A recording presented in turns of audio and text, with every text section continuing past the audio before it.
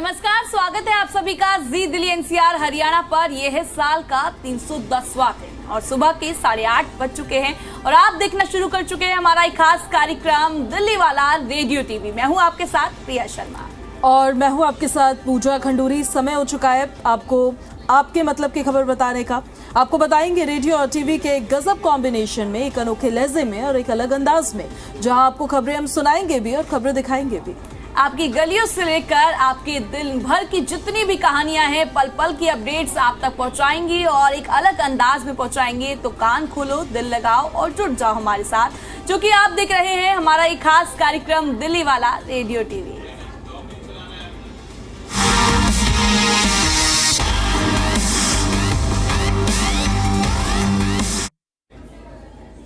कार्यक्रम की शुरुआत पूजा जेएनयू से करते हैं। फिलहाल सभी की नजरें जेएनयू के चुनाव पर टिकी हुई हैं, क्योंकि देखिए मतदान की प्रक्रिया तो समाप्त हो चुकी है, मतगणना चलनी है। आज नतीजे जो है सामने आ जाएंगे। मतगणना का दौर लगातार जारी है और अभी फिलहाल जिस तरीके से टक्कर देखने को मिल रही है, काफी दिलचस्प चुनाव होता हुआ नजर आ रहा है, क्योंकि लगातार देखने को मिल रहा था लेफ्ट का दबदबा। अब कहीं ना कहीं जो है एबीवीपी भी आगे पीछे होती हुई नजर आ रही है। जेएनयू छात्र संघ चुनाव की जो है मतगणना का दौर लगातार जारी है, बिल्कुल अंतिम चरण पर है। आज 6 नवंबर है, यानी कि आज नतीजों का दिन है।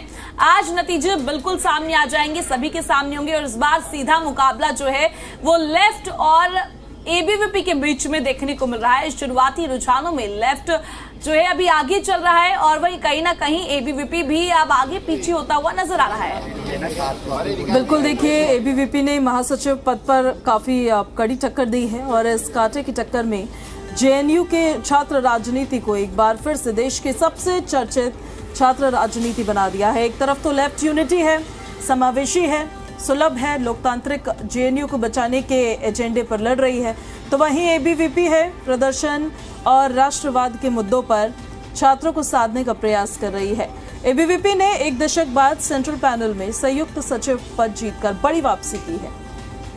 बिल्कुल पूजा, बड़ी वापसी की थी। हमने लास्ट चुनाव देखा था और लास्ट चुनाव में देखा गया था एबीवीपी ने एक सीट पर जीत दर्ज की थी और वहीं सभी सीटों पर लेफ्ट जाती हुई नजर आई थी। और अब पूजा देखने वाली बात इस चुनाव की होगी, इस चुनाव में एबीवीपी कितनी सीटों पर बाजी मारती हुई नजर आती है। यह सीधा चुनाव जो है लेफ्ट के खेमे में जाता हुआ नजर आएगा। लेकिन ताजा रुझान भी हम लगातार बता रहे हैं कि किस तरीके से अब फ्लक्चुएट होता हुआ नजर आ रहा है कि रुझानों में कभी कोई आगे, क्योंकि रात तक देखने को मिल रहा था एबीवीपी भी कई सीटों पर बाजी मारती हुई नजर आ रही थी, क्योंकि अभी हम फिलहाल दर्शकों को रुझान बता रहे हैं।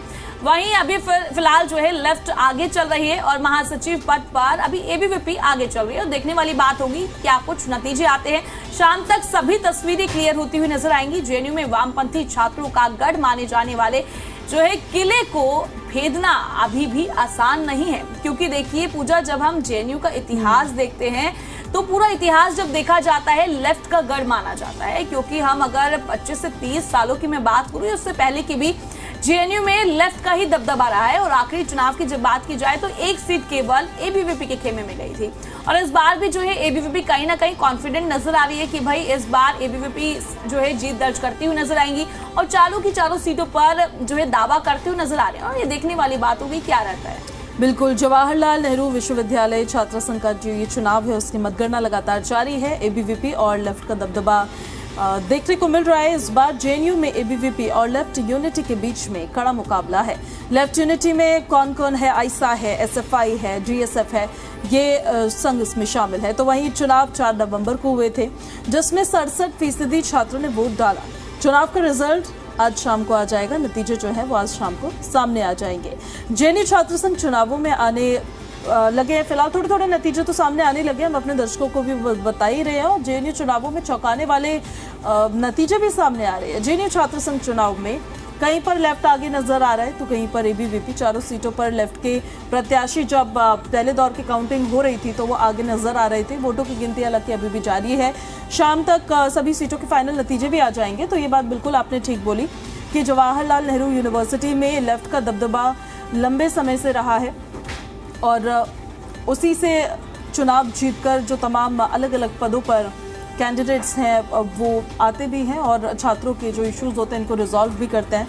लेकिन इस बार ये भी देखने को मिला कि वो है तो एक कैंपस का चुनाव, एक यूनिवर्सिटी का चुनाव है, लेकिन उसमें जो इश्यूज थे वो इश्यूज राष्ट्रवाद के भी इश्यूज उसमें आ गए थे, उसमें जय श्री राम के नारे भी लगने लग गए थे। जहां हम एबीवीपी की बात करें तो वहीं दूसरी तरफ जो लेफ्ट था या एनएसयूआई था, उनकी तरफ से इंटरनेशनल मुद्दे भी उठाए जा रहे थे। वो प्रेसिडेंशियल डिबेट जो हमने देखी उसमें जो स्टूडेंट्स के इश्यूज थे, वो स्टूडेंट्स के इश्यूज उतने ज़्यादा नहीं हाईलाइट होते हुए नजर आए जितने बाहरी इश्यूज हाईलाइट होते हुए नजर आए। बिल्कुल पूजा, आपने सही कहा। फिलहाल देखिए सभी की नजरें जो है टिकी हुई है, आखिर किसकी जीत होगी, कौन बाजी मारता हुआ नजर आएगा। इसी के साथ अब खबरों में आगे बढ़ते हैं। IIIT दिल्ली द्वारा विकसित वन दिल्ली ऐप लॉन्च किया गया है। राजधानी के यात्रियों के लिए अभी वरदान साबित होता हुआ नजर आ रहा है। ये स्मार्ट मोबाइल एप्लीकेशन दिल्ली के सार्वजनिक परिवहन साधनों को एक ही प्लेटफॉर्म पर जोड़ रहा है। जी हाँ, और आपको बता दें कि जिससे रोजमर्रा के सफर में लोगों को बड़ी राहत मिलती हुई नजर आ रही है। पूजा, बिल्कुल, दिल्ली सरकार के परिवहन विभाग के सहयोग से तैयार ये जो ऐप है, यात्रियों को हर दिन 20 से 30 मिनट तक का कीमती समय यात्रियों का बचा रहा है। ऐप में जो रियल टाइम बस ट्रैकिंग है, यात्रा योजना है, ट्रिप प्लानर है और डिजिटल टिकटिंग है, ये जो सुविधाएं उपलब्ध है, इससे यात्रियों को अब बसों या फिर ऑटो के इंतजार करने में परेशानी जो होती थी वो नहीं होगी। इसके जरिए यात्री अपने गंतव्य स्थान तक पहुंचने के लिए सबसे तेज और किफायती मार्ग से वो जा सकते हैं, उनको वो चुन सकते हैं कि किस मार्ग से उन्हें जाना है। साथ ही ये जो ऐप है वो दिल्ली के इलेक्ट्रिक व्हीकल चार्जिंग स्टेशन और स्मार्ट पार्किंग की जानकारी भी देता है। बिल्कुल पूजा, आपने सही कहा, और जिससे शहर में हरित परिवहन को बढ़ावा मिल रहा है। क्योंकि पूजा देखा जा रहा है पॉल्यूशन लगातार बढ़ रहा है। हालांकि कहीं ना कहीं आज गिरावट देखने को मिली है पॉल्यूशन में, और इलेक्ट्रिक परिवहन को दिल्ली सरकार लगातार प्रमोट भी कर रही है और जरूरी भी हो जाता है। और विशेषज्ञों के मुताबिक वन दिल्ली ऐप राजधानी के स्मार्ट और सतत परिवहन मिश्रण की दिशा में एक बड़ा कदम माना जा रहा है, जो आने वाले समय में प्रदूषण घटाने और ट्रैफिक प्रबंधन सुधारने में काफी अहम भूमिका निभाने वाला है। क्योंकि कहा जाता है कि दिल्ली भाई जाम की रानी है। दिल्ली में अगर जाम ना देखा जाए तो बात नहीं बनती, और वही प्रदूषण भी अब लगातार देखने को मिल रहा है। तो एक ये अच्छी पहल की गई है। आसान शब्दों में अगर हम इसे अभी समझना चाहें तो ये ऐप अगर कोई डाउनलोड करता है प्ले स्टोर से या फिर एप्पल स्टोर से, तो फिर इसमें क्या क्या सुविधाएं उनको मिलने वाली है, हम लोगों को आसान शब्दों में ज़रा समझाने की कोशिश करते हैं। क्या क्या इसमें सुविधाएं उनको मिलने वाली है। बिल्कुल पूजा, आपने सही कहा। देखिए काफी सुविधाएं जो हैं अब लोगों को मिलने वाली है। जिस तरीके से हम सड़कों पर इंतजार करते थे ऑटो का, रिक्शा का, अब जब ये ऐप हम डाउनलोड कर लेंगे तो हमें पता चलेगा कि कौन सी बस आ रही है, कौन सा ऑटो है। हम उससे डायरेक्ट जो है हम टिकट ले सकेंगे, और सब ये जो है मोबाइल में देखने को मिलेगा। जहां जनता परेशान होती थी कि बस कितनी देर में आएगी, ये सभी कुछ जो है ट्रैक करता हुआ नजर आएगा। ये एक ऐप है जो दिल्ली सरकार की तरफ से लाया गया है, और लोगों की तरफ से भी इस ऐप की काफी प्रशंसा की जा रही है। और यात्रियों के लिए अब ये ऐप वरदान साबित होता हुआ पूजा नजर आ रहा है। और ये स्मार्ट मोबाइल एप्लीकेशन ऐप है और सार्वजनिक परिवहन साधनों को एक ही प्लेटफॉर्म पर जोड़ता हुआ नजर आ रहा है। जितने भी हमें व्हीकल्स देखने को मिलते हैं, बात मैं ऑटो की करूं या बस की करूं या और भी व्हीकल्स हो गए, इस ऐप पर हमें सभी चीजें शो होंगी कि वो बस कितनी दूरी पर है, कितने बजे तक आएगी, और हम उसकी जो है टिकट भी आसानी से ऐप के माध्यम से ले सकते हैं। तो ये एक तरीके से समझा जाए तो ओला उबर जैसा ऐप होगा। बिल्कुल बिल्कुल, जिसके जरिए हम बस के अंदर की टिकट्स पहले से बुक कर सकते हैं। आप जो आसपास अगर आपके ऑटो है उसको हम पहले से बुक कर सकते हैं। इससे होगा क्या कि सड़कों पर जो आपको इंतज़ार करना पड़ता है ना, वो इंतज़ार एक बात ये भी होती है, आपको अपने गंतव्य स्थान के लिए निकलना है और उसके लिए आप एक टाइम लेकर निकलते हैं कि आपको इतना टाइम लगेगा एक जगह से दूसरी जगह पहुंचने में। लेकिन अगर आपको जाना है बस के ज़रिए और आप स्टैंड पर खड़े हैं और आधे घंटे से बस ही नहीं आई है, आपका तो सारा जितना आपने प्लानिंग की होती है वो सब बराबर हो जाता है। लेकिन इससे फ़ायदा क्या होगा आपको, इसमें हम ट्रैक कर सकते हैं बस कितने बजे तक कौन से स्टेशन पर पहुंचेगी, कौन से बस स्टॉप पर पहुंचेगी। तो आपको ये पता चल जाएगा कि कौन सी बस कौन से स्टॉप पर कितने बजे तक पहुंच सकती है, आपको कितने बजे तक अपने घर से निकलना चाहिए। आप उसके हिसाब से टाइम प्लान कर सकते हैं। इससे होगा ये कि आपका समय बचेगा।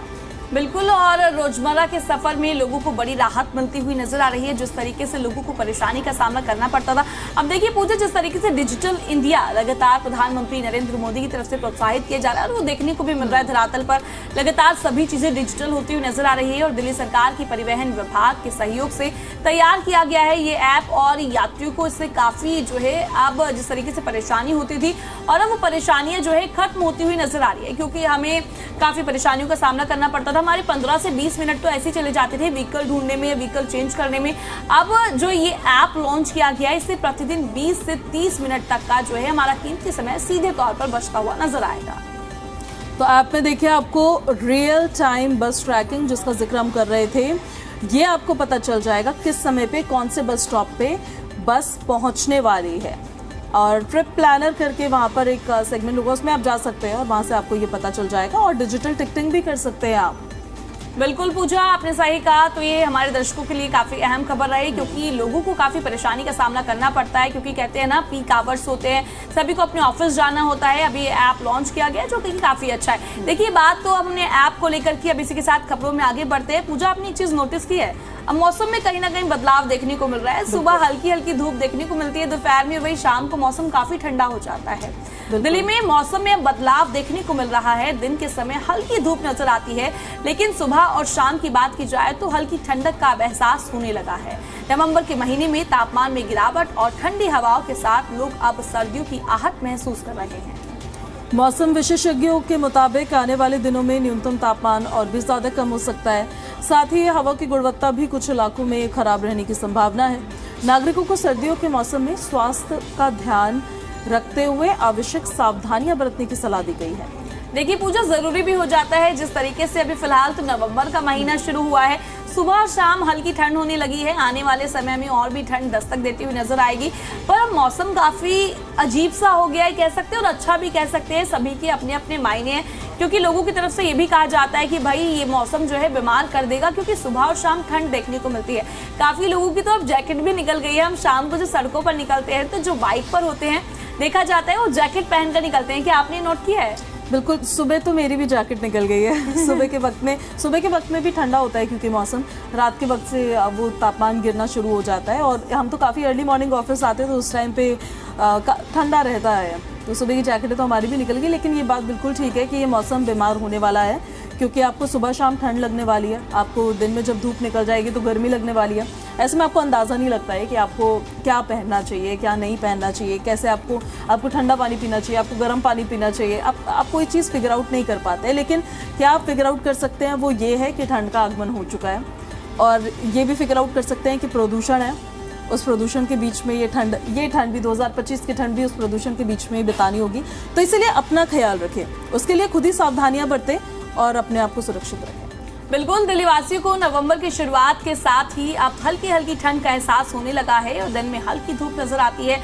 लेकिन सुबह और शाम अब मौसम बदलता हुआ नजर आ रहा है। तापमान में कहीं ना कहीं पूजा देखिए गिरावट तो देखने को मिल रही है, और काफी लोगों की तरफ से ये भी कहा जा रहा है कि भाई अब बहुत हो गया जो है। जिस तरीके से गर्मी का दौर देखने को मिल रहा था, अब कहीं ना कहीं अब राहत मिलती हुई नजर आ रही है, और आगे आगे ठंड और भी बढ़ती हुई नजर आएंगी। और देखिए बात तब जैसे कि मेरी सहयोगी ने पॉल्यूशन को लेकर भी की है, पॉल्यूशन तो दस्तक दे ही चुका है, लोगों को परेशानी का सामना करना पड़ रहा है।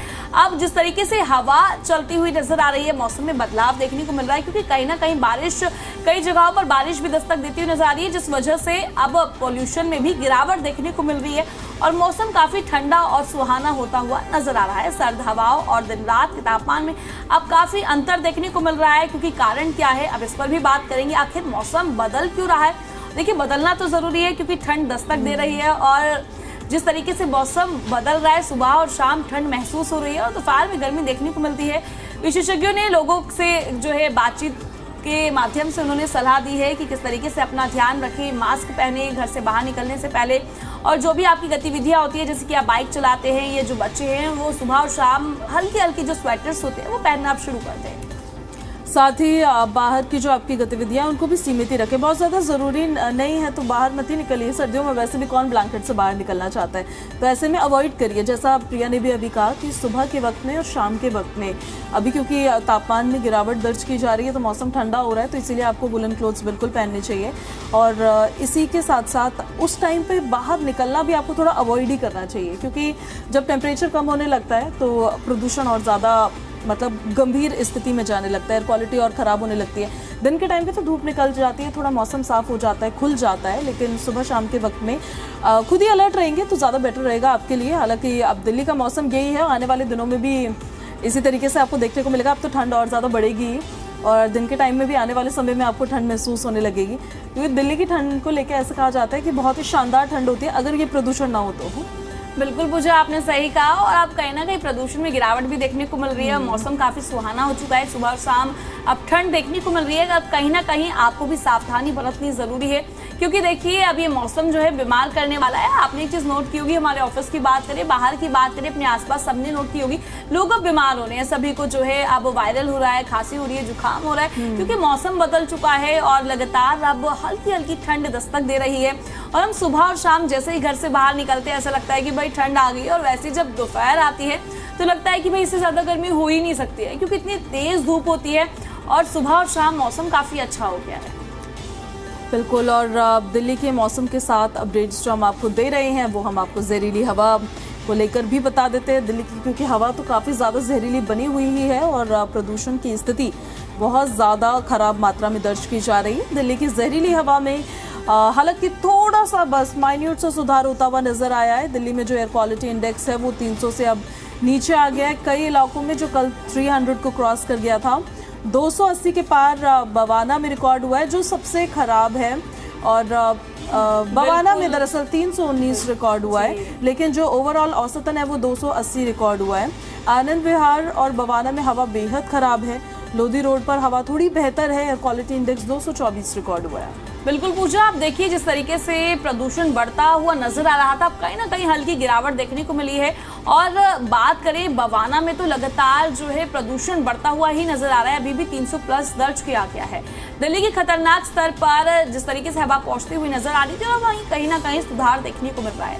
कई इलाकों में वायु गुणवत्ता सूचकांक यानी AQI 250 से ज्यादा दर्ज किया गया है।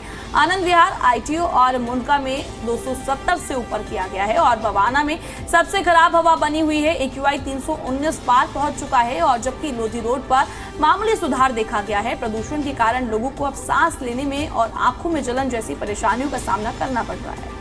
तो फिलहाल तो देखिए सरकार ने लोगों को मास्क पहनने के लिए और अनावश्यक बाहर निकलने से बचने की सलाह दी है। कुल मिलाकर राजधानी की हवा ने फिलहाल राहत देने की स्थिति शुरू कर दी है। दिल्ली का जो एयर क्वालिटी इंडेक्स है अलग अलग इलाकों में क्या है, आपके इलाके में क्या है, वो जरा जान लीजिए आप। आनंद विहार में 261 रिकॉर्ड हुआ है, अशोक विहार में 270 और बवाना में 319 रिकॉर्ड हुआ है। आयानगर में 237 और बुराड़ी में 265, द्वारका में 277, चांदनी चौक में 290, ITO में 287, जहांगीरपुरी में 279 और लोधी रोड पर 224 और मुंडका में 284। तो वहीं देखिए नरेला में जो लोग रहते हैं आप भी जान लीजिए, 289 रिकॉर्ड हुआ है नरेला में एयर क्वालिटी इंडेक्स। नजफगढ़ में 253 रिकॉर्ड हुआ है, पटपड़गंज में 262 रिकॉर्ड हुआ है, रोहिणी में 275 और वजीरपुर में 286 एयर क्वालिटी इंडेक्स रिकॉर्ड किया गया है। पूजा देखिए अब कहीं ना कहीं अब पॉल्यूशन में तो गिरावट देखी जा रही है और ये जरूरी भी हो जाता है। आपको क्या लगता है जो पॉल्यूशन में गिरावट हुई है ये स्थायी है या फिर अभी अस्थायी है? ये तो आंकड़े जो रिकॉर्ड हो रहे हैं उसके हिसाब से बताया जा रहा है। कल क्योंकि 300 प्लस था तो वो बहुत सीवियर कैटेगरी में एयर क्वालिटी इंडेक्स था, 298 है, बहुत ज़्यादा डिफरेंस नहीं है। ये बस वो वाला बात होती है कि एक चीज़ है कि जो 100 से ज़्यादा है और एक है जो 99 है। हालांकि डिफरेंस सिर्फ 1 रुपये का होता है, लेकिन वो वैसी ही स्थिति है अभी भी। अगर माइन्यूट सुधार भी है तो वो खैर अच्छी बात है कि माइन्यूट सुधार भी अगर हो रहा है किसी रीज़न की वजह से तो वो दिल्ली की पब्लिक के लिए बेहतर ही है। लेकिन जब 200 के ऊपर एयर क्वालिटी इंडेक्स चले जाता है तो वो वैसे भी बहुत पुअर कैटेगरी में होता है, 300 के ऊपर तो एकदम सीवियर कैटेगरी में होता है। अभी भी जो रिकॉर्ड हुआ है वो 298 रिकॉर्ड हुआ है, तो बहुत ज़्यादा डिफरेंस दोनों में कल में और आज में इतना ज़्यादा नहीं है कि हम उस चीज़ को लेके खुशियाँ मना लें कि नहीं एयर क्वालिटी बहुत ज़्यादा एकदम साफ़ हो गई है, अब आप एकदम घरों से बाहर निकल सकते हैं। आपको सावधानियाँ अभी भी बरतनी है, लेकिन अगर कम हो रहा है एयर क्वालिटी और गुणवत्ता जो है हवा की वो थोड़ी सुधर रही है, तो इसको हम आगे के लिए उम्मीद लगा सकते हैं कि ये सुधरती और नज़र आए। तमाम स्टेप्स जो सरकार की तरफ से उठाए गए हैं अगर ये उनका असर है तो वो इसी तरीके से कंटिन्यू रहे और सुधरेगा तो और सर्दियों में हमारे लिए बेहतर रहेगा। बिल्कुल पूजा, आपने सही कहा। देखिए लोगों की भागीदारी बेहद जरूरी हो जाती है क्योंकि अब पॉल्यूशन में कहीं ना कहीं गिरावट देखने को मिल रही है। चलिए इसी के साथ अब खबरों में आगे बढ़ जाते हैं। पूजा, अपने पॉल्यूशन की भी बात कर ली है, अब देखिए बात हम पेट्रोल और डीजल की भी बात कर लेते हैं, क्योंकि जिस तरीके से अब उनमें तो गिरावट देखी नहीं जा रही है, पर कितने दाम है वो भी अपने दर्शकों को बताते हैं। और अगर आज आपकी गाड़ी फ्यूल स्टेशन की ओर रुख करने वाली है तो रुकिए और पहले आज की कीमतें जरा देख लीजिए कि आज दिल्ली में पेट्रोल और डीजल के दाम कितने हैं। पेट्रोल जो है वो 94.77 प्रति लीटर है और वहीं डीजल जो है 87.67 प्रति लीटर और सीएनजी 76.09 प्रति किलोग्राम। तो ये दिल्ली में है। नोएडा में हम आपको बताते हैं, नोएडा में पेट्रोल के जो दाम है वो 94.87 पर लीटर आज बताए जा रहे हैं। डीजल के जो प्राइस है वो 88.01 पर लीटर है और सीएनजी की जो कीमत है वो 81.70 पर किलोग्राम्स है। ये नोएडा में हम आपको फ्यूल के दाम बता देते हैं, तो वहीं गुरुग्राम में भी देख लीजिए 95.42 पर लीटर पेट्रोल मिल रहा है गुरुग्राम में आपको और डीजल की जो कीमत है वो 87.88 प्रति लीटर है। सीएनजी की जो कीमत है 82.12 प्रति किलोग्राम है।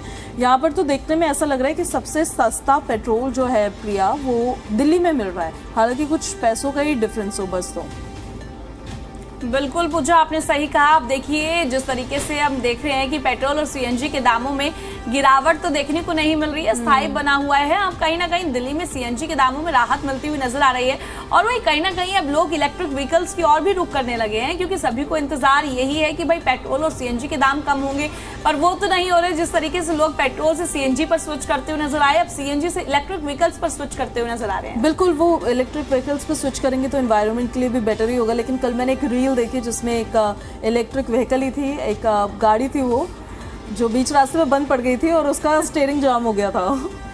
बस यही है, कहते हैं ना इलेक्ट्रिक व्हीकल कहीं भी धोखा दे सकता है। और क्यों ना, क्योंकि ना पूजा आपने एक चीज नोटिस की होगी, अभी इतने जो है चार्जिंग पॉइंट्स नहीं देखने को मिलते हैं। बिल्कुल, और ये तो फ्यूल प्राइसेस हमने आपको बताया। अब सोने चांदी के भी दाम आप लोग जान लीजिए। सोना और चांदी के दाम रोजाना गिरते बढ़ते रहते हैं, लोगों को हैरान भी कर रहे हैं। आज 24 कैरेट सोने के जो दाम है 1,20,419 रुपए प्रति 10 ग्राम है और चांदी की जो कीमत है 1,51,500 रुपए प्रति किलो है। बिल्कुल, अगर पूजा देखिए हम बात करें सोने और चांदी के दामों में तो कहीं ना कहीं अब गिरावट देखने को मिल रही है। जिस तरीके से दाम बढ़ते हुए नजर आ रहे थे और अब इनमें कहीं ना कहीं अब गिरावट तो देखी जा रही है और लोगों में खुशी भी देखने को मिल रही है। अब जिस तरीके से दाम एकदम से गिरे तो काफी लोग हैरान भी हो गए, क्योंकि भाई दाम एकदम से गिरे हैं और लोग काफी खुश भी हैं। देखिए और आगे आगे कितने अब दाम गिरते हैं।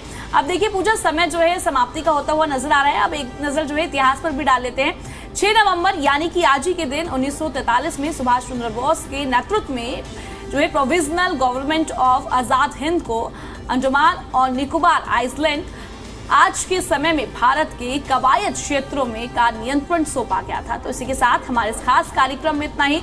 हमने सभी जानकारी अपने दर्शकों तक पहुंचाई। बात हम जेएनयू के चुनाव की करें या बात पेट्रोल डीजल और सोने चांदी के दामों की करें, तो इसी के साथ इस कार्यक्रम में इतना ही। नमस्कार।